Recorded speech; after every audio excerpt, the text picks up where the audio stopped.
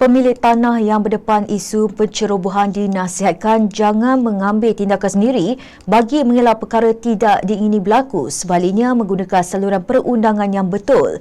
Menteri di Jabatan Perdana Menteri Undang-Undang dan Reformasi Institusi, Datuk Seri Azalina Othman Said berkata pemilik tanah perlu mempersiapkan dokumen yang direkodkan secara rasmi sama ada melalui laporan polis atau notis guaman.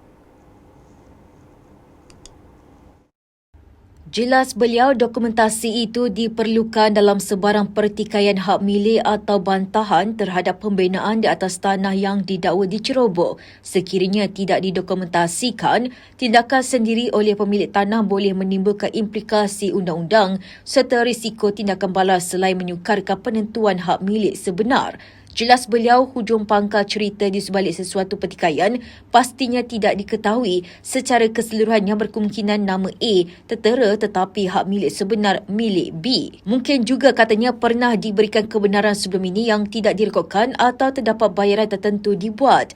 Azalina berpandangan pendaftaran bantahan itu perlu dibuat secara rasmi dan direkodkan serta pemilik tanah seharusnya percaya kepada sistem mahkamah. Azalina diminta mengulas mengenai ketetapan Majlis Keselamatan Negara MKN Selangor mengenai beberapa langkah perlu diambil pemilik tanah sekiranya berlaku pencerobohan dan pembinaan rumah ibadat tanpa kelulusan. Sebelum ini, media melaporkan Menteri Besar Selangor, Datuk Seri Amiruddin Syari menyeru pemilik tanah untuk membuat laporan polis bagi membolehkan siasatan dan tindakan pendakwaan dilakukan sekiranya kesalahan pencerobohan dapat dibuktikan.